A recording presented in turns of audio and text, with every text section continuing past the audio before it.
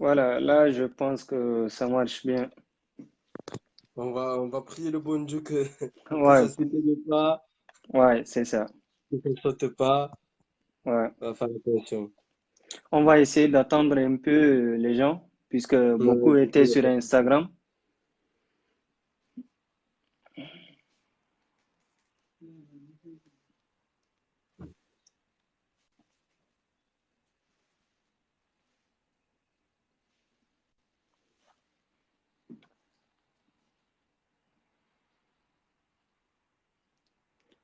On va juste leur informer que voilà, on a changé de compte ou voilà, pour qu'ils nous rejoignent sur Facebook.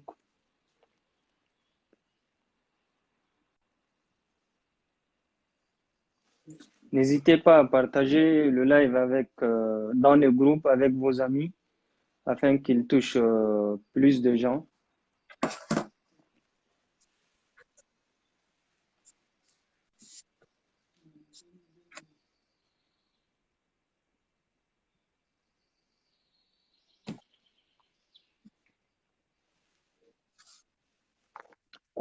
On voit que quoi de celui, c'est quoi, rapidement fait Instagram live.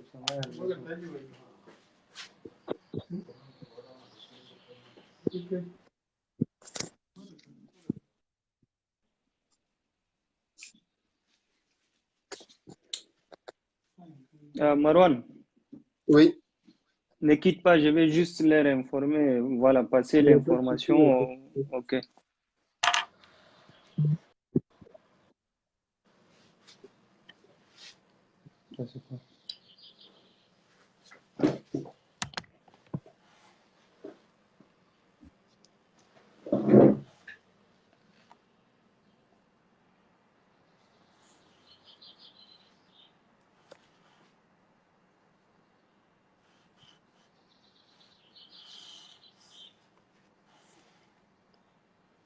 Bonsoir à tous et à toutes. Est-ce que vous pouvez nous suivre sur Facebook, s'il vous plaît, puisque là, avec Instagram, on n'arrive pas à trouver voilà, une bonne stratégie pour continuer dans des conditions normales le live, raison pour laquelle on a décidé de transférer le live, quoi. Là, on est en direct sur le compte de l'association des étudiants et stagiaires tchadiens d'Orléans sur Facebook. Donc, n'hésitez pas à partager le live sur Facebook avec vos amis, avec, dans les groupes aussi, afin qu'on puisse toucher le plus, le maximum en tout cas du monde, quoi. Merci.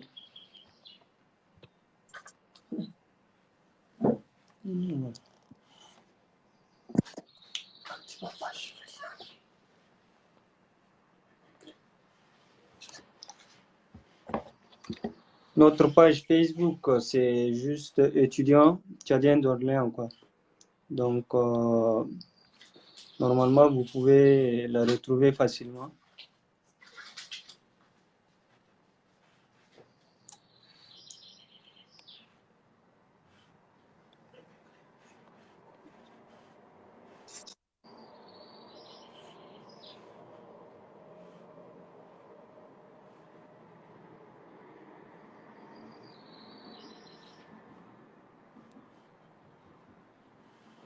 Voilà, je viens d'épingler le nom de notre compte Facebook, étudiants tchadiens d'Orléans.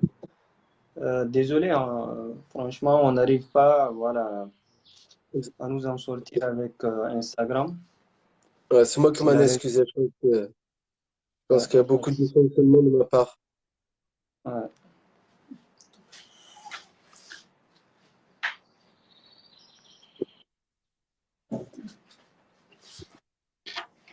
Ah, Marwan, Oui, tu m'entends? Vous m'entendez? oui, est-ce que toi, tu me reçois 5 sur 5? Ouais, je vous reçois bien. D'accord, là, on peut commencer, hein,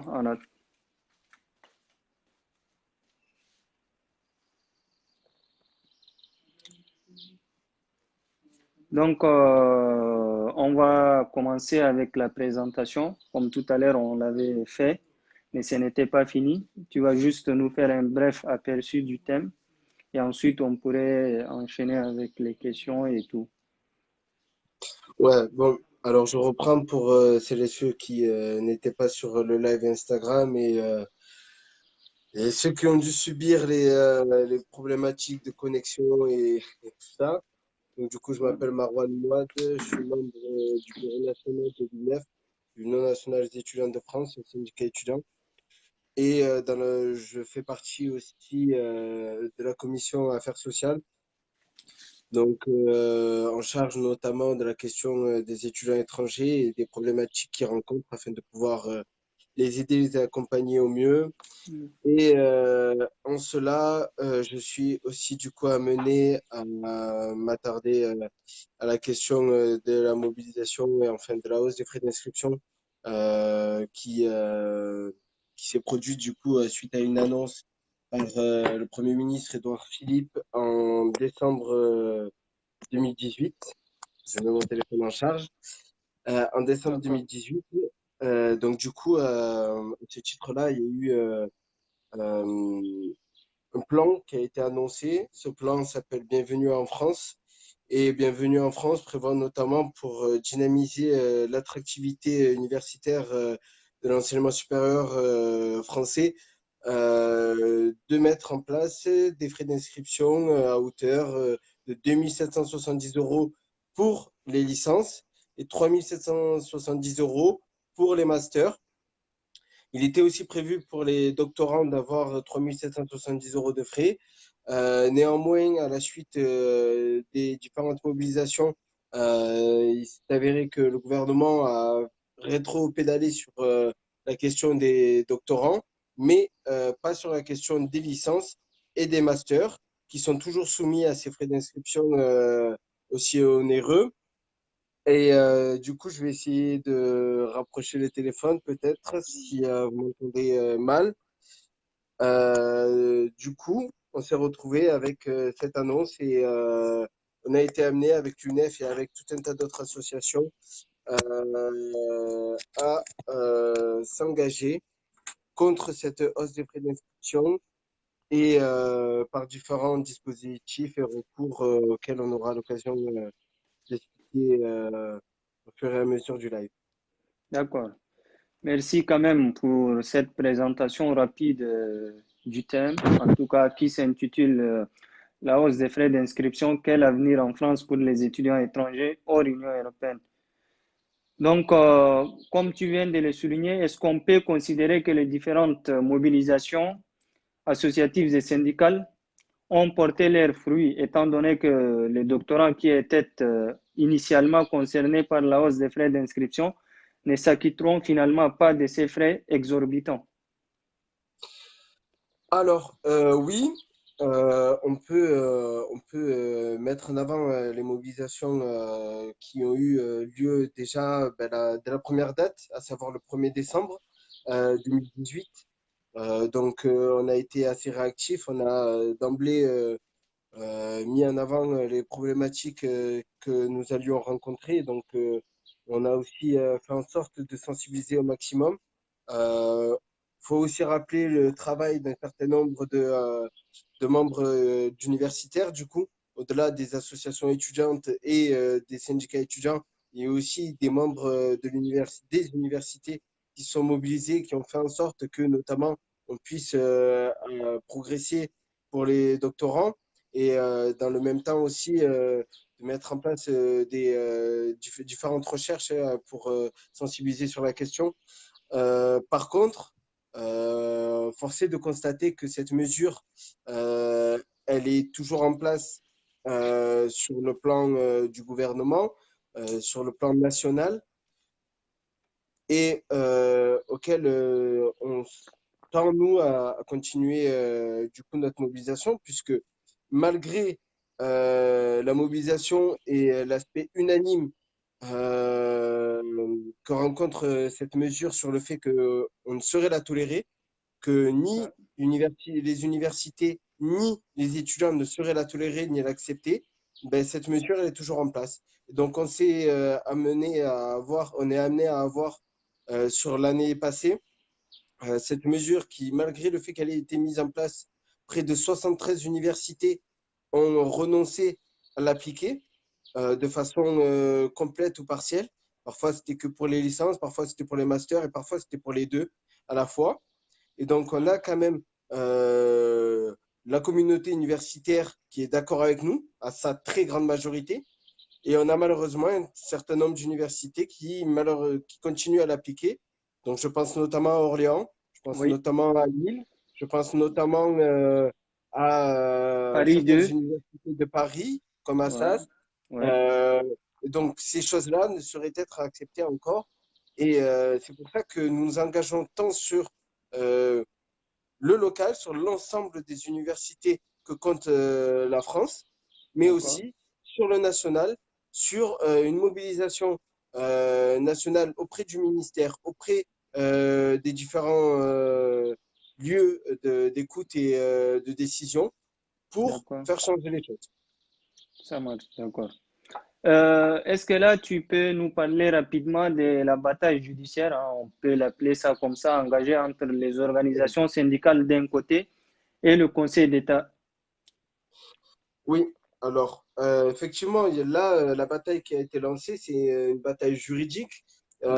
Elle a été menée du coup par un très grand nombre d'associations et avec notamment l'UNEF.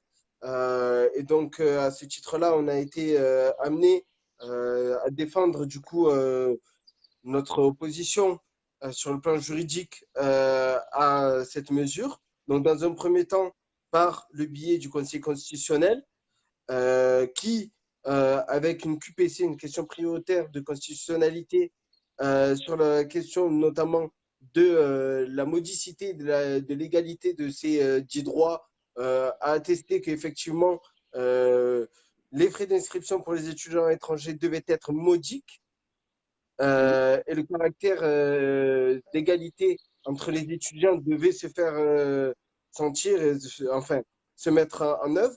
Et dans le même temps, du coup, ça nous a mené au Conseil d'État. Et oui, la situation au Conseil d'État sur notamment la question modique et la question égalitaire de ces dix frais est débattue. Et en cela, on est amené du coup à poser avec nos avocats, avec les différents acteurs de cette démarche juridique d'accord. les arguments que nous défendons, les arguments sur lesquels on s'oppose et les arguments qui peuvent nous permettre du coup d'obtenir gain de cause sur la chose et l'annulation ou le travail concret, profond de ces frais d'inscription simplement. D'accord. Donc à ce titre-là, c'est pour ces choses-là qu'on est amené à faire avancer les choses et voilà.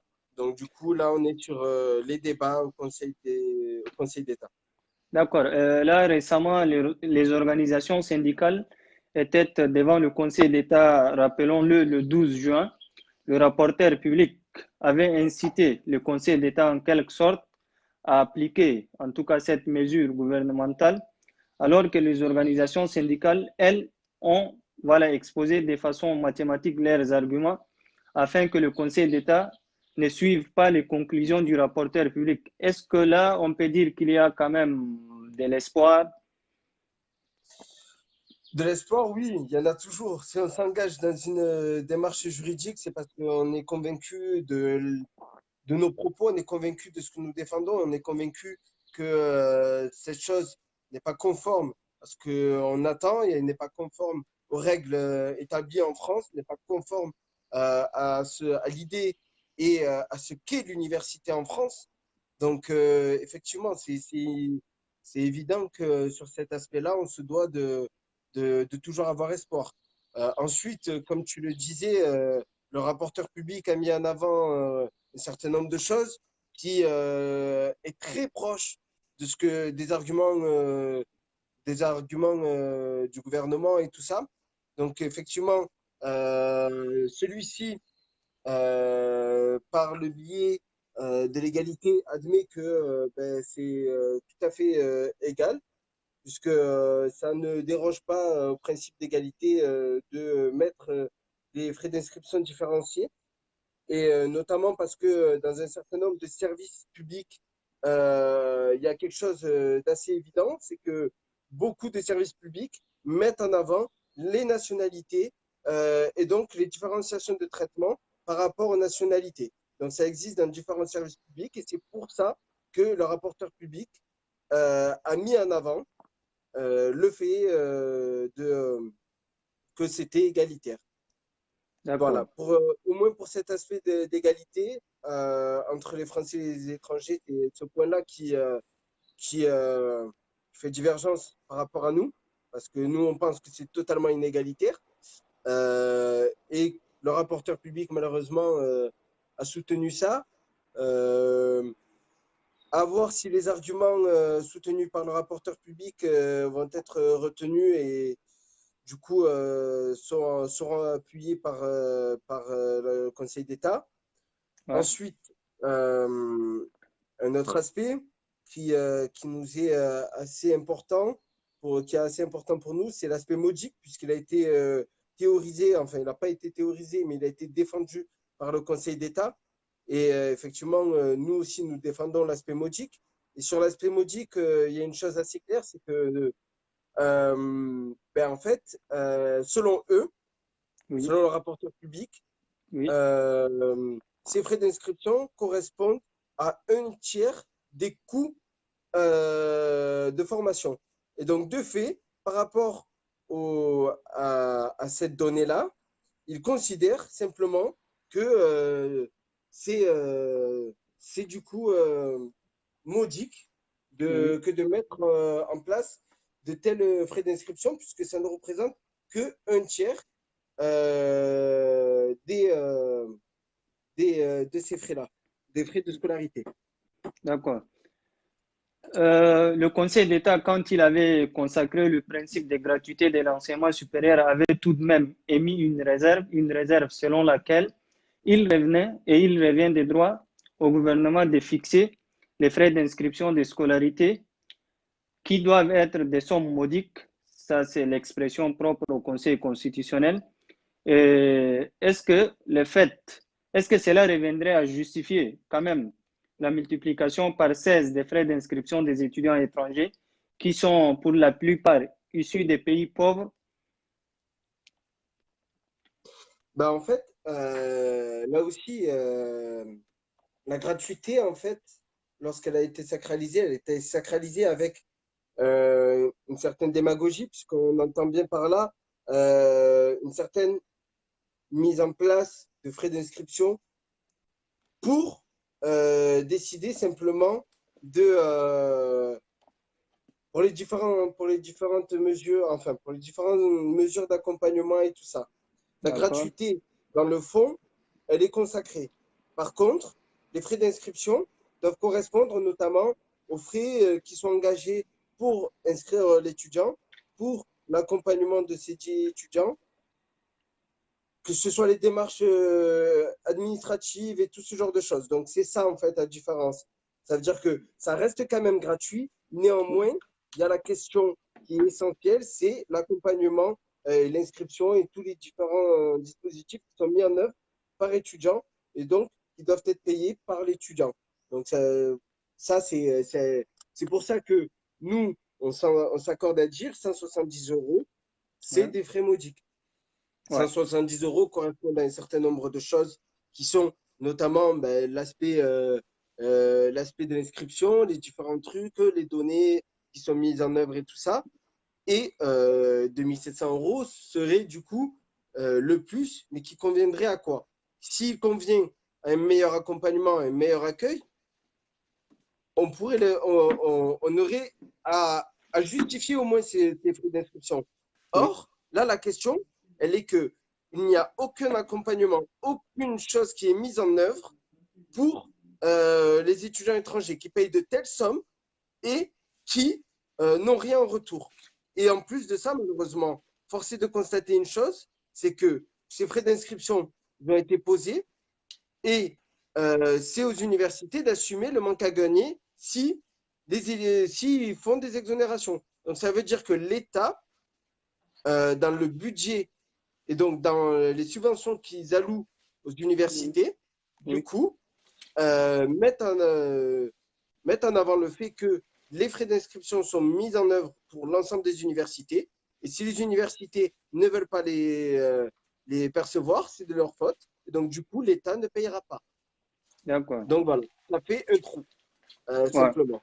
Et par ailleurs, pour revenir du coup à ce que tu disais sur la question de l'aspect modique, comme je le disais, c'est un tiers des coûts de formation. Malheureusement, les coûts de d'accord. formation ne sont pas les mêmes pour toutes les formations. Lorsqu'on est en sciences dures, par exemple, on n'a pas les mêmes coûts de formation que lorsqu'on est en sciences humaines. Et donc ça, c'est un aspect qui est assez important à prendre en compte. Et il y a un autre truc qui est mis en avant, c'est l'aspect médic, sous prétexte que il y a des bourses qui sont allouées aux étudiants étrangers par les États de leur pays. Du coup, par leur pays, je vous prie de m'excuser. Ben, D'accord.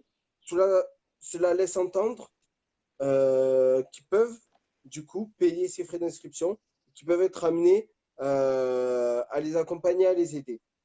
D'accord. Bon, force est de constater que là aussi, ça pose débat. Donc, du coup, je Oui. vous laisse aussi vous exprimer sur cette question. Je pense qu'on est d'accord sur ce point.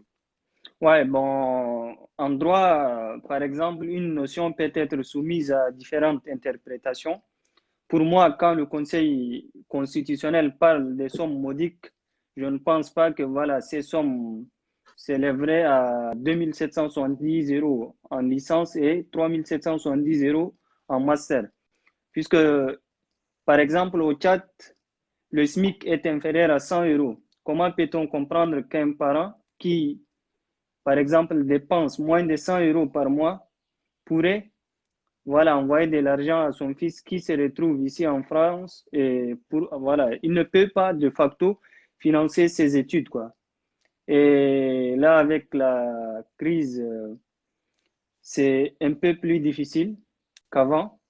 Et voilà, je pense quand même que à la fin de cette bataille juridique, les étudiants vont sortir victorieux.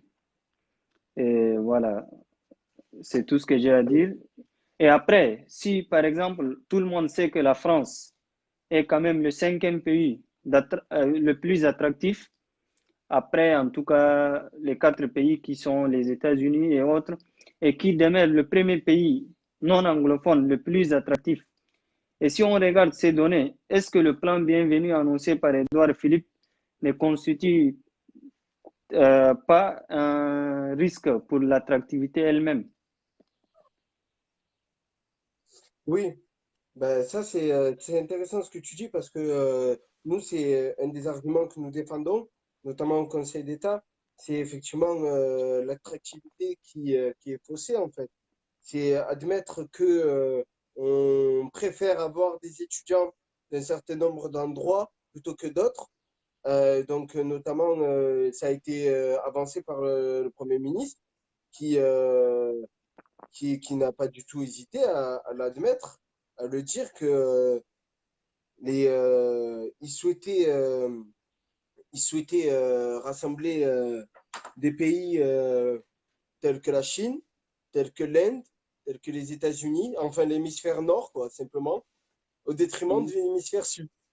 Et donc, par rapport à cet aspect-là, on se rend compte vite que, comme tu le disais, le SMIC, c'est 100 euros, c'est moins de 100 euros par mois au Tchad. oui, c'est moins Euh, de 100 €. Ouais. le- voilà. On a au Sénégal des sommes avoisinant les 2 600 € par an brut. Ouais. On a en Algérie, au Maroc, en Tunisie, des sommes à peu près équivalentes à l'année, donc de revenus, ce qui ne correspond même pas à Ouais. ce qui est demandé aux étudiants. Donc on Ouais. demande plus que le Ouais. salaire moyen de leur pays d'origine pour venir étudier. Ouais. En France, ça équivaudrait du coup, puisqu'il faut qu'on fasse aussi un petit recul, c'est Ouais. que en France, voilà, le salaire, un SMIC, c'est autour de 1 200 €. Ouais. On devrait travailler un peu plus d'1 an en France pour pouvoir remplir les exigences qu'un étudiant étranger. doit avoir. Et là, je l'entends sur ces questions assez précises, c'est notamment la question de Campus France qui exige un certain nombre d'argent mis de côté ou de revenus mensuels, à Oui, savoir 675 euros par mois ou ouais, bien 7500 et quelques euros ouais, sur un compte bloqué pour pouvoir prétendre à avoir le visa. ouais, Et encore, on n'est même pas sûr de l'avoir le visa ouais, après. Les démarches Campus France qui coûtent une certaine somme, donc notamment avec toutes les différences, avec toutes les complications. Donc on peut avoir notamment à payer des timbres fiscaux, ça c'est une évidence. On est amené à se déplacer. Parfois, certains oui, étudiants ne sont pas amenés à avoir un bureau Campus France à proximité.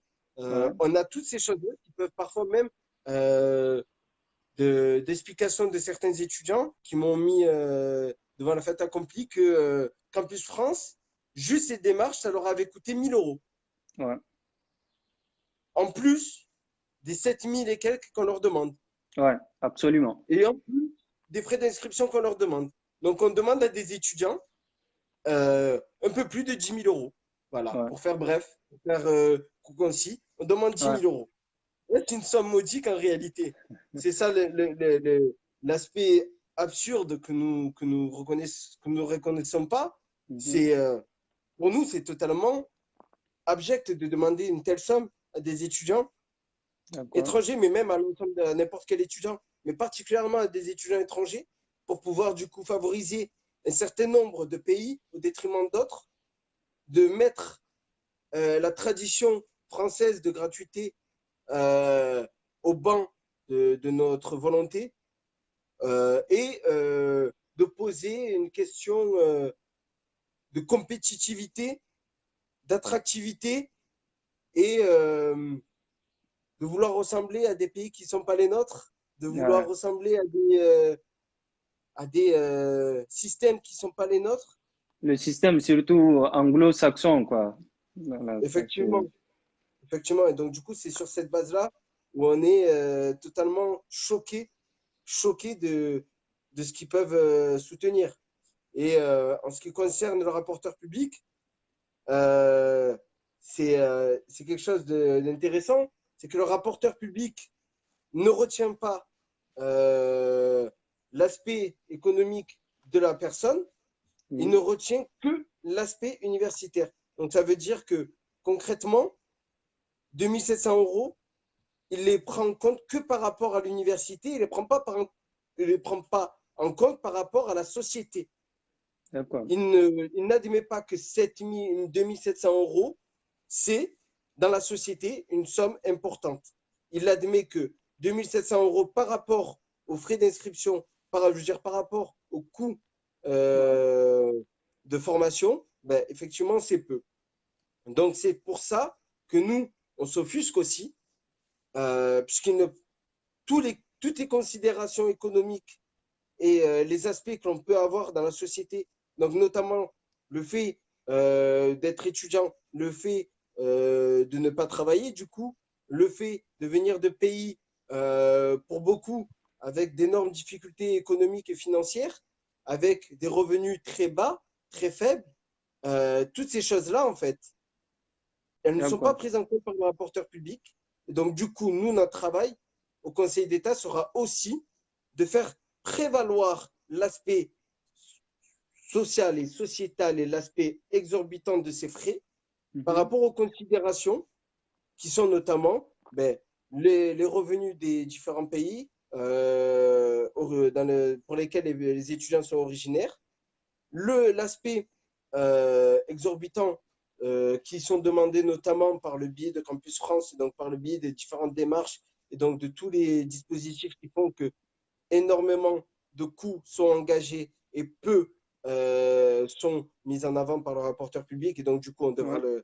le faire valoir. Et enfin, ben, le principe, du coup, au-delà de la modicité, c'est le principe d'égalité, comme on le disait tout à l'heure, qui n'est Oui. pas du tout respecté. Et de fait, après, Il y c'est a, pas il y pareil, a- il y mais a- ouais, il y a d'autres principes voilà, constitutionnels des principes républicains tels que la solidarité républicaine, l'égalité des chances, l'égalité dans les études, et voilà. Et le droit au On- savoir, le droit à l'accès au voilà, savoir. Et toutes voilà, et c'est tous, ça. sans distinction, sans différenciation. Voilà, L'université, du coup, est une institution de savoir. Elle propose du savoir. Et donc, celle-ci, je veux dire, cette ouais, institution devait ouais, être accessible à l'ensemble de la population, à l'ensemble de la société. absolument, Sans aucune absolument. distinction. La République ne devrait pas discriminer, voilà, les gens selon leurs origines ou voilà. C'est contraire à la constitution même de la Cinquième République, quoi. Effectivement, c'est tout à fait le cas. Ouais. Et est-ce D'ailleurs, que si ouais. jamais, on ne le souhaite pas, mais si voilà, cette mesure devrait s'appliquer l'année prochaine, est-ce que les universités à leur niveau ont-elles les moyens et peuvent-elles refuser d'appliquer cette mesure, organiser une espèce de résistance, quoi? Ouais, alors tout à l'heure, il y avait une question qui avait été posée notamment sur cet aspect-là, et donc on va y répondre dans le même temps. D'accord. Par rapport à ta question, alors oui, cette année, les frais d'inscription ont connu des exonérations pour les étudiants étrangers dans la majorité des universités de France, dans près de Oui, 73 universités de France, auxquelles on ajoute Lille, qui oui. par la mobilisation notamment de l'UNEF Des lunettes, ouais. et d'autres associations, permis de rétropédaler sur ça et donc de rembourser les étudiants qui avaient payé de tels frais d'inscription. Ouais. Voilà. Donc, concrètement, en France, il y a un dispositif qui peut être possible, c'est dans les universités, l'exonération des frais d'inscription. Cette exonération, dans chaque université, ils ont une capacité de 10% d'inscription. C'est-à-dire que D'accord. sur les inscriptions totales, 10% peuvent être exonérés. D'accord. Pour un très grand nombre d'universités, ce seuil de 10% est totalement dépassé. Il est inaccessible. Je prends D'accord. notamment euh, un exemple Paris 8, Oui. pour laquelle l'université est, si je ne me trompe pas, les étudiants étrangers, ils sont accueillis sur Paris 8 à autour de 22, ouais, 22,5%, 23%. Donc, D'accord. si on devait exonérer l'ensemble de ces étudiants, on n'arriverait pas à tous les exonérer sur le Ouais. plan, euh, Légal. ben, voilà, sur le plan légal, au Ouais. vu de cette limite, de ce seuil de 10%. dix pour Donc, cent Ouais. d'emblée, pour cette université, c'est totalement impossible. Le Ouais. gouvernement avait assuré au président d'université, notamment ben, du coup la CPU, Oui. la conférence des présidents d'université, ce gouvernement avait assuré mettre en place des mesures pour augmenter ces dites exonérations et donc d'augmenter le pourcentage de ce seuil Ouais. avec potentiellement 15% euh, au lieu de 10%. Par contre, bah, du coup, là, on n'a aucune réponse. Ça n'a pas été mis en œuvre, ça n'a pas été mis en place. Et pour le moment, ils sont pas, c'est pas dans les tuyaux, quoi. Ils nous annoncent Ouais. rien. Ouais. Ils sont pas très enclins à le mettre en œuvre, quoi, ce seuil-là. Donc, du D'accord. coup, on est dans l'expectative. Et nous, ce que nous faisons, c'est à faire voter ces exonérations sur l'ensemble du territoire pour lutter et parer à ces frais d'inscription. Ouais. Néanmoins, on est forcé d'admettre et de constater que certaines universités ne jouent pas le jeu. Le jeu. Ouais. Et là, ben, du coup, Comme Orléans Orléans. Ouais. est, est l'exemple type, Ouais. euh, ne joue Là. pas le jeu et ne va pas dans notre sens, Ouais. dans le sens que des étudiants et de la communauté universitaire dans sa majorité. Ouais. C'est ça. Puisque à Orléans, quand même, ils ont procédé à des exonérations. Mais jusqu'à là, les étudiants ne sont pas remboursés, même ceux qui étaient exonérés, je crois, au mois de décembre, si je ne me trompe pas. Et là, la procédure, elle prend vraiment du temps, quoi. Donc, c'est compliqué, en tout cas pour les étudiants étrangers, de payer ces sommes qui sont exorbitantes des droits communs. Et, en tout cas, j'espère quand même qu'à la fin de cette bataille juridique, les étudiants sortiront victorieux, comme je l'avais dit tout à l'heure. Et on va essayer bon, de prendre quelques questions, puisque là, on est à 20 heures. Ouais. Prendre quelques questions, si possible, afin que tu puisses répondre directement. Je ne sais pas s'ils ont déjà... Attends, j'ai quelques questions. Il y a quelqu'un qui dit, je croyais que les exonérations avaient été acceptées par les universités. Quelles sont les universités qui n'ont pas déclaré les exonérations? Euh, bon, merci. Là, je pense que qu'il n'y a pas une liste exhaustive, à mon avis. Ben, Mais il y a quand du coup, même juste le seuil légal qui permet aux différentes universités d'exonérer 10% des étudiants. c'est ça, c'est ça, c'est ça. Pour les universités, du coup, qui n'ont pas déclaré des exonérations, donc en fait, certaines universités les ont exonérées automatiquement sans faire de déclaration type ou quoi que ce soit. Beaucoup Oui, d'autres universités se sont engagées par le biais de motions, mais du coup, ont mis en œuvre les frais d'inscription. Là, je pense à Lille, qui avait voté une motion et qui, malgré tout, a mis en œuvre ces frais d'inscription. Euh, Dans le même temps, il y a aussi un certain nombre d'universités, si je ne me trompe pas, Valenciennes, oui, qui a mis en œuvre ses frais d'inscription. L'université aussi, du coup, de Paris 2 Assas, qui a mis en œuvre ses frais d'inscription. Ensuite, comme je vous le disais, effectivement, il y en a très peu. Il y en a très peu qui ont mis en œuvre ces frais d'inscription. Par contre, pour le peu d'universités qui les a mises, effectivement, ben, ça a un coût pour ces étudiants, ça a un coût pour les inscriptions. Beaucoup ouais, d'étudiants ne s'attendaient pas à payer de tels frais d'inscription, il faut savoir. oui, Et du coup, voilà, je m'attarde pas trop. ouais. D'accord. Bon, là, il y a une deuxième question. Est-ce que les directions, en tout cas des différentes universités, ont leur libre arbitre face aux décisions du gouvernement? Là, ça fait écho à la question que j'avais posée tout à l'heure. Est-ce que les universités ont-elles en quelque sorte les moyens, voilà, de résister ou de ne pas appliquer cette mesure gouvernementale, même si elle venait d'être, voilà, Oui, obligatoire ou... oui, oui, oui. Alors, il faut rappeler depuis la loi du coup LRU, depuis quelques années, du coup ça fait assez, même très longtemps, euh, un peu, un peu plus de 11 ans. Du Oui, coup, les universités sont autonomes avec un conseil d'administration, tout ça, qui a ce pouvoir et ce droit de décision. Donc, d'accord. il est évident que ces universités peuvent du coup appliquer un certain nombre de choses, peuvent aller à l'encontre du gouvernement, puisque c'est des décisions qui sont certes nationales, mais qui peuvent être par l'autonomie y déroger.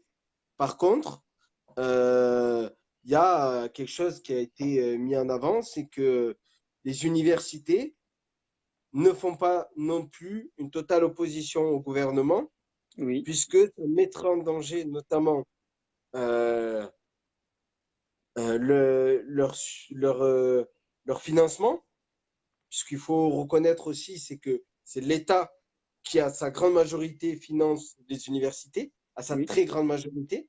Et donc, j'ai envie de dire, de façon très insidieuse, certains pourraient se retrouver à menacer les universités qui iraient à leur rencontre pour, du coup, qu'ils appliquent ces réformes et ces mesures Ouais, Autrement, ben, leurs subventions seraient baissées, leur appel à projet, par exemple, serait oublié ou un peu boycotté. Enfin, tout un ouais, tas de choses. C'est politique, c'est non officiel, mais c'est politique. Et ouais. donc, du coup, force est de constater que beaucoup d'universités prennent des mesures Mhm. contre, mais ne vont pas non plus en totale opposition avec le gouvernement. Et D'accord. puisque c'est un service public, quand même, faut, c'est des agents de l'État, Oui, les universités. Et donc, ouais, voilà, c'est assez particulier en fait, le fonctionnement. C'est une grosse autonomie, mais pas trop non plus à certains égards. d'accord. D'accord. En tout cas, les universités et les responsables, en tout cas des universités, ont quelquefois les mains liées et ils ne peuvent pas aller à l'encontre de toutes les décisions gouvernementales, étant donné que, voilà, il revient au gouvernement de fixer les frais de scolarité. Et il y a tout un ensemble de choses qui pourraient expliquer le fait que les responsables ne peuvent pas s'opposer aux différentes mesures gouvernementales. Est-ce que vous avez d'autres questions? Là, on va essayer de regarder dans les commentaires s'il y a Euh, d'autres questions. j'ai une question, il y a une question qui est assez pertinente là, D'accord. qui a été posée. C'est est-ce que les États africains ne peuvent pas mettre la pression sur la décision prise ou bien passer des accords pour la réduction des frais d'inscription, à l'exemple de l'État du Tchad avec l'État sénégalais. Bon, voilà. Et donc ça, c'est une question, je pense qu'on pourra y répondre conjointement. Euh, donc du coup, moi, sur ce que je peux dire par rapport à ça, c'est oui et non à la fois. Donc oui, il peut y avoir des accords et tout ça. D'accord. Non, la question de la pression ces 10 gouvernements sur le gouvernement français, sur l'État français, moi, il me paraît peu concevable ou Ouais, très ça difficile. marchera pas, ouais. Parce que bon, c'est sur le plan diplomatique, c'est des Ouais, questions, voilà, c'est sur ces enjeux-là où malheureusement, ben, on n'a pas eu de soutien de la part de ces États. ouais, Après, je me pose la question si c'est éventuellement c'est possible, et là, c'est pour ça que je vais vous laisser vous intervenir, vous laisser intervenir. Mais sur la question des États étrangers, donc des pays qui sont concernés euh, par ces frais d'inscription, donc tous les pays hors Union européenne, oui, euh, il n'y a pas eu de position d'accord. ferme qui a été prise ou qui a été dite. Ouais, Mais par contre, des accords peuvent être éventuellement signés à l'avenir. Mais en l'état, ce n'est pas d'actualité ou on n'a pas connaissance ouais, de ces choses-là. Donc, du coup, je te laisse répondre sur éventuellement la d'accord. pression. Ouais, bon, Je sais pas. à ma connaissance, jusqu'ici, aucun pays africain ou en tout cas pays asiatique n'a pris officiellement une position pour dire que voilà, ces frais sont exorbitants. Et tous les étudiants tchadiens qui viennent ici financent eux-mêmes ou soit leurs parents financent leurs études, quoi. On ne bénéficie d'aucune aide. On finance nous-mêmes parfois nos études avec les jobs et tout. Et pour l'instant, il n'y a pas un accord entre le gouvernement tchadien et le gouvernement français. Par contre, il y a des pays qui envoient leurs étudiants ici et ces étudiants sont des étudiants boursiers, quoi. Leurs bourses sont financées par leurs propres États et non pas par la France, quoi. Là, ça n'a rien à voir avec la pression, puisque quand on parle de la pression, on entre sur le terrain diplomatique. Et tout le monde sait que diplomatiquement, la France, elle est forte, quoi. Donc, Mm. on ne peut pas faire de la pression pour faire reculer le gouvernement français, quoi. Ça me paraît peu probable. Peut-être qu'à l'avenir, certains États peuvent passer des accords avec la France afin que leurs étudiants puissent bénéficier des bourses ou des réductions, quoi. C'est ce que je pense, Ouais. en tout cas. Après, si je peux m'exprimer sur une chose que D'accord. tu as rappelé, c'est la question du salariat. Ouais, Et donc, le salariat, c'est quelque chose d'assez important et omniprésent pour la population des étudiants étrangers. Et ouais, donc, ce que l'on constate, remarque, c'est que beaucoup d'étudiants étrangers sont salariés et malheureusement, ils sont soumis à un certain nombre d'heures de travail, à un quota d'heures Ouais, qui leur impose de ne pas travailler suffisamment beaucoup. Donc là, je vais prendre l'exemple des étudiants algériens oui. qui ne peuvent pas travailler plus de 20 heures par semaine, Ah ouais. sous peine du coup d'avoir des réprimandes, des problèmes. Avec la Donc préfecture, ouais. voilà, tout à fait. Et donc sur cet aspect-là, c'est aussi important de mettre en avant le fait que ils, ils veulent, ils veulent que des frais d'inscription exorbitants soient mis en œuvre, mais n'admettent pas, n'acceptent pas que les étudiants Ouais, se salarient et se salarient à hauteur de leurs besoins. ouais, Donc, nous nous opposons au salariat. ouais, On s'oppose au salariat étudiant parce que c'est la première source d'échec. absolument. Euh, Par contre, force est de constater qu'en l'état des choses, on est obligé de se salarier, étudiant étranger comme étudiant français. Ouais, Et donc, du coup, de pouvoir les aider euh, à avoir leur autonomie dans le travail, dans le salariat, à pas les ouais, contraindre, c'est quand même quelque chose d'assez important qui serait fait ouais, euh, et qui permettrait au moins d'avoir un peu de cohérence. Parce qu'on demande de tels frais d'inscription, mais on impose de ne pas travailler énormément. d'accord, C'est totalement irrationnel. d'accord. Là, je pense qu'il y a une autre question. Je ne sais pas si tu as vu la question. Euh, Quelles sont les modalités d'acquittement de ces frais dans les différentes universités? Bon, ben, la seule qui est faite, c'est de procéder soit par exonération, soit par remboursement. D'accord, Donc, euh, par exonération sous critère d'être étudiant étranger, et donc d'avoir une exonération partielle, à mhm, savoir de payer les mêmes frais d'inscription que les autres, ça, c'est mis en œuvre, c'est une modalité qui est mise en œuvre très souvent, d'accord, la majorité du temps. Dans d'autres universités, c'est l'exonération automatique qui est mise en œuvre. Et donc, d'accord. c'est les frais d'inscription qui sont d'office dès qu'on s'inscrit à hauteur de 170 euros pour l'ensemble des étudiants et, 2000, et 270 euros entre 240 et 340 pour les masters Le européens. master, ouais. Voilà. Et donc, du coup, c'est c'est mis automatiquement pour certaines universités. Dans d'autres cas, Mhm, c'est les remboursements mhm, pour sous critères sociaux. Donc, sous critères sociaux, c'est pouvoir justifier du fait qu'on a payé les frais d'inscription.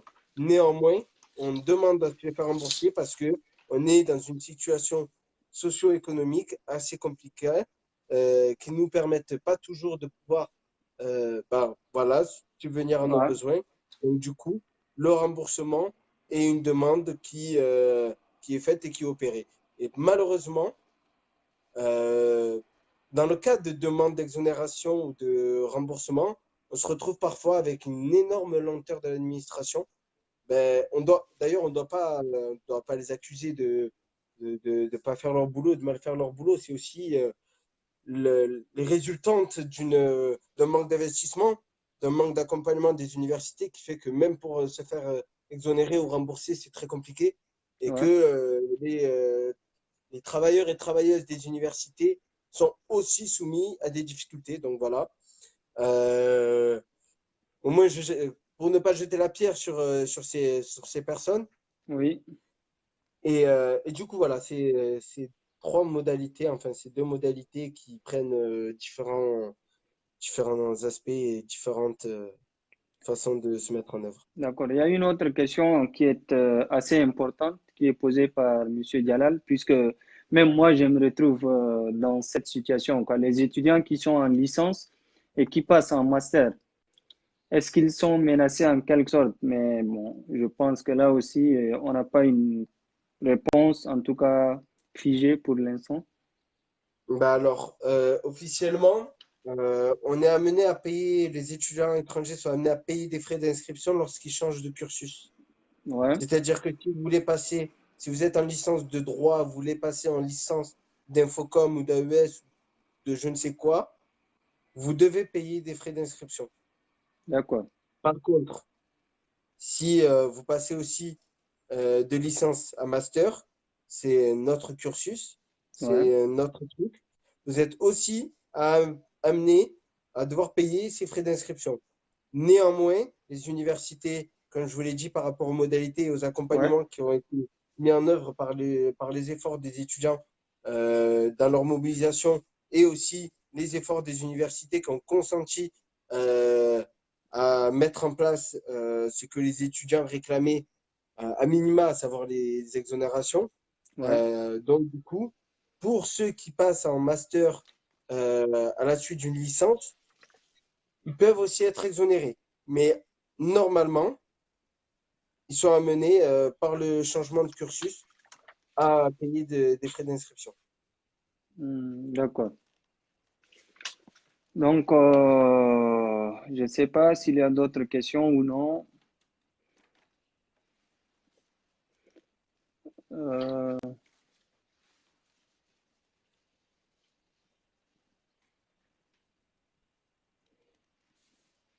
il y a Monsieur Aboubakar qui me demande si l'application de cette mesure ne serait pas diplomatiquement destructrice. Ne serait-elle pas un danger pour la francophonie, étant donné que la majorité des ressortissants des pays africains, notamment francophones, se dirigent vers la France pour les études supérieures? Alors là, on peut, voilà, bon, moi, à mon avis, je pense que cette mesure est diplomatiquement destructrice. Et la France a depuis toujours souhaité favoriser la coopération entre elle et les pays africains, quoi. Donc, si aujourd'hui elle applique ces frais différenciés, elle empêche en tout cas en quelque sorte les étudiants venant des pays africains à poursuivre leurs études en France. Ou voir certains étudiants iront même aux États-Unis. Ils vont se dire, par exemple, que pourquoi payer des sommes exorbitantes en France ici, et voilà, payer des sommes exorbitantes en France et la qualité de l'éducation, contrairement aux États-Unis, on ne peut pas dire qu'elle n'est pas bonne, mais en tout cas, en termes de qualité, ils peuvent se dire que les États-Unis sont en avance par rapport à la France, Ouais. voilà, dans de nombreux domaines. Et donc, cette coopération doit se faire également dans le cadre, la coopération entre la France et les pays africains doit également passer par l'éducation. Et il faudrait que la France sache que voilà, que appliquer cette mesure, qui à mon avis est discriminatoire, empêcherait tout simplement les étudiants africains à venir poursuivre leurs études en France, quoi. Récemment, j'ai vu que le gouvernement a fait une annonce selon laquelle il faudrait accorder les visas en priorité aux étudiants. Est-ce que cela ne revient pas en quelque sorte à piéger les étudiants africains, puisque si on les fait venir ici pour se faire de l'argent sur leur dos, c'est un peu compliqué quand même en tout cas. Ouais. Moi, personnellement, je suis pas du même avis. Il n'y a pas de souci en tout cas. Je ne serais pas du même avis. Pourquoi? Diplomatiquement, ce ne serait pas destructeur. Parce que, en fait, on a ce problème que les États étrangers, du coup, en France, euh, voient la France comme dominatrice. Et donc, du coup, la France impose leur diplomatie, leur vision des choses à ces États. Et ces États-là, du coup, s'ils veulent, s'ils veulent prendre position, mais du coup, là, diplomatiquement, la France est supérieure. Et c'est là le problème. C'est que il faudrait pour cela, du coup, des États forts, des États unis, Absolument. pour pouvoir prétendre à ce que diplomatiquement, il y ait un équilibre, il y ait des revendications communes pour faire valoir la question des étudiants étrangers sur le territoire français, notamment par l'aspect francophone, par l'aspect de l'ère culturelle commun entre la France et ces pays, et donc du coup de l'aspect éducatif euh, de ces pays qui les lie avec la France. Et après l'histoire aussi. Euh, Ouais, donc voilà. ouais, c'est ça, c'est ça. Mais on risque de rentrer dans des Des- débats Qui sont politiques et voilà, qui sont politiques, qui risquent de dépasser le le cadre thème. que nous Ouais, souhaitons conserver et le thème. ouais, ouais, Mais sur le plan diplomatique et sur la francophonie, pour l'heure, on a effectivement ce danger, mais on a un danger qui est encore pas important et qui peut être assumé de par les différents pays. Par contre, sur le plan éthique, historique et, et disons, oui, diplomatique, oui, c'est absurde. C'est une mesure qui est absurde et que si jamais, du coup, on laisse la totale décision à l'État français, ben effectivement, diplomatiquement, il y aura peu d'impact. Ou il y d'accord, aura des impacts, mais ce sera plus de l'ordre des générations futures qu'actuellement. d'accord. Puisqu'actuellement, euh, ça ne pose pas de réel problème que des étudiants de leur pays aillent étudier en France et galèrent en France et Ouais, payent des frais d'inscription exorbitants en France. Et que l'État français leur ont imposé cette chose-là sans que ces 10 pays n'aient pris position pour l'heure. En tout ouais, cas, c'est ce que tu officiellement, révélais. quoi. Voilà, officiellement, on n'a aucun pays qui n'a pris de position, aucun pays hors Union européenne qui a pris des positions affirmées et claires. Voilà, c'est ça. Il faudrait que voilà, les États eux-mêmes se réveillent pour défendre leurs étudiants. S'ils peuvent octroyer des bourses à leurs étudiants, tant mieux. Sinon, que les États africains essaient de trouver un terrain d'entente avec la France afin que voilà, leurs étudiants aient des réductions ou quelque chose de ce genre, quoi. Après, il y a des gens qui posent des questions. Ouais. Quelles sont les actions à venir prévues Il y a une concernant autre cette décision mesure? juste avant. En Il y a haut? une autre question juste avant. Ouais. La décision du Conseil constitutionnel n'est donc pas respectée puisqu'auparavant la décision avait été annulée. Bon, pour faire bref, euh, ben, on va s'accorder euh, en tant qu'étudiant en droit, Ouais, nous deux, sur le fait que le Conseil constitutionnel ne donne que euh, un aspect de principe. ouais, La Constitution est garante d'idées et de principes. Et l'État, avec ses idées et ses principes, met en place des politiques, des lois, des règles. Et donc, du coup, par cet aspect-là, le Conseil constitutionnel, la décision du Conseil constitutionnel est, du coup, ben, peut être respectée malgré les principes qui ont été évoqués. Parce que les principes peuvent aussi être subjectifs. Et donc, du coup, la perception et l'interprétation, l'analyse de ces principes peut être différent en fonction des uns et des autres. Et donc, c'est aux législateurs, c'est du coup aussi au Conseil d'État de légiférer et de poser euh, leur interprétation et leur analyse des principes qui ont été dégagé par énoncés le et Conseil évoqués constitutionnel. dans les conseils constitutionnels. Et donc, du coup, par rapport au rapporteur public, qui est lui aussi, qui n'a pas de décision, mais qui a une analyse et qui, du coup, met en avant, c'est voilà, c'est un juriste, et sur cet aspect-là, il considère du coup que la décision du Conseil constitutionnel est du coup logique, mais que ces points-là, qui sont les frais d'inscription différenciés, qui sont le principe d'égalité, qui sont le principe de modicité, pour ces 3 points-là, ils considèrent du coup que c'est légal et tout à fait raisonnable de mettre des frais d'inscription différenciés, que ces frais-là sont pas modiques, que ces frais-là sont modiques puisque c'est un tiers et que ben, dans beaucoup de services publics, la différenciation existe. Donc, du coup, on pourrait considérer que la différenciation soit aussi mise en œuvre pour les étudiants étrangers. Donc, voilà. Sur cet D'accord, aspect, c'est pas antagoniste. d'accord, d'accord. En tout cas, le Conseil constitutionnel dégage des principes et il revient au Conseil d'État de suivre ou non l'interprétation des choses, quoi. Puisque un principe peut être interprété de différentes façons selon la personne, selon une juridiction. Il arrive hein, que parfois le Conseil d'État et la Cour de cassation n'ont pas la même lecture d'un même principe, quoi. Donc, ça dépend en tout cas. Là, si on peut prendre juste une dernière question et je pense qu'on va clôturer ce live. Quelles sont les actions à venir prévues concernant cette mesure?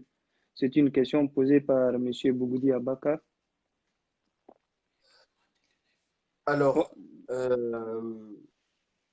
nous, de notre côté, à l'UNEF, ce qu'on est en train de faire, c'est de continuer sur l'aspect juridique en profondeur, avec notamment nos avocats, nous-mêmes aussi, qui sont amenés du coup à réfléchir et à chercher du coup les arguments aux côtés de nos avocats. Mais ce que nous tentons de faire aussi, ouais, c'est d'influencer l'opinion publique. Donc, qui dit influencer l'opinion publique, c'est assez important parce que l'opinion absolument. publique, c'est l'ensemble de la société qui doit être convaincue et d'accord euh, de l'absurdité de ces frais d'inscription et du coup ben, de s'opposer à cela. Donc, nous, ce qu'on a fait et ce qu'on va continuer, c'est notamment, on a essayé de rassembler le plus de personnes possibles, influentes, notamment politiquement, où on a lancé une tribune. Euh, de cela, il y a le 11, si je ne me trompe pas, le 11 juin, dans lequel on a rassemblé près de 150 personnes. Sur ces 150 personnes, il y a des personnes très influentes, notamment des politiques, des députés, des chefs de parti, mais aussi des personnes d'influence comme notamment des journalistes, Mhm. des essayistes, des publicistes, des auteurs et autrices, des membres influents de l'enseignement supérieur et des acteurs de l'enseignement supérieur et des actrices de l'enseignement supérieur. Et sur ces 150 personnes, on a toutes et tous été d'accord pour mettre en avant l'absurdité de ces frais d'inscription et la dangerosité de ces frais d'inscription.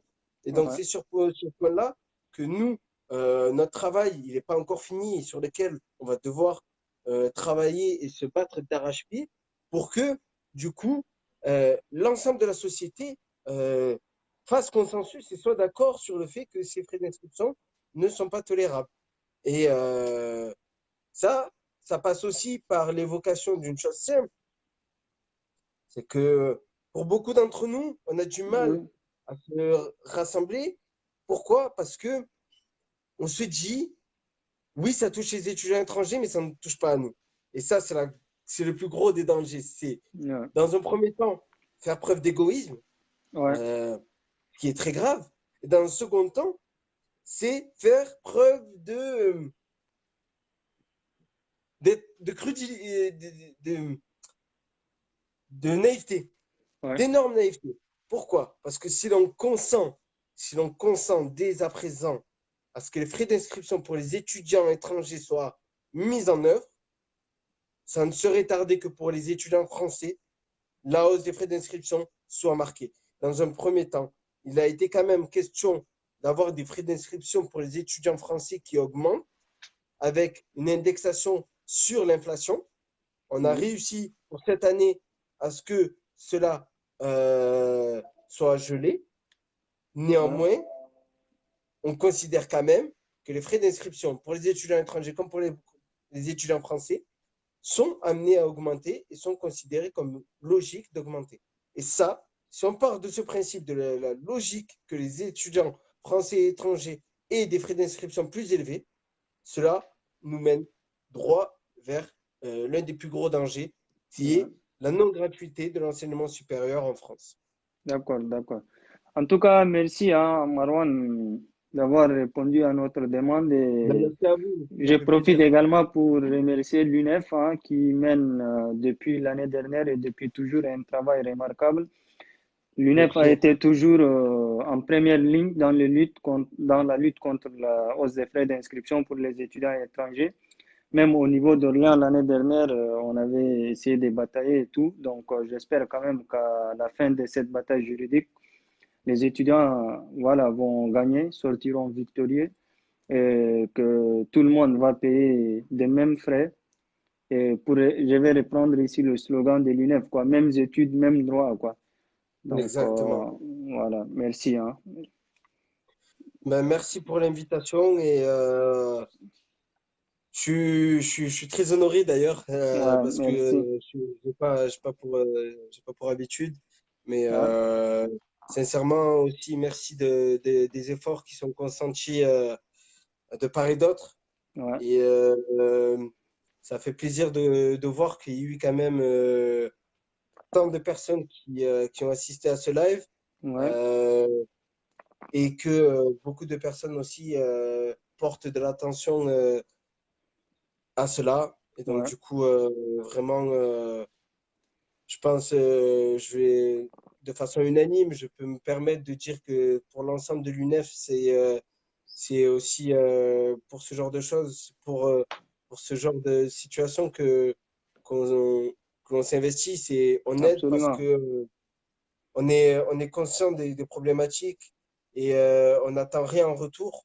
Ouais, Euh, et ce qui fait plaisir, c'est que on puisse lutter et ne pas lutter seul. Et là, aujourd'hui, on n'a pas lutté seul et ouais, on va continuer à ne pas lutter seul. Et ça fait vraiment plaisir, en tout cas, de ouais. l'invitation et, du fait que on va lutter encore ensemble. Voilà. Ensemble. Tout le plaisir est Ouais. pour nous et ça a permis quand même à beaucoup de personnes d'être mieux informées et voilà, de suivre l'évolution de la bataille juridique qui est en cours. Et merci une fois de plus, quoi. Merci.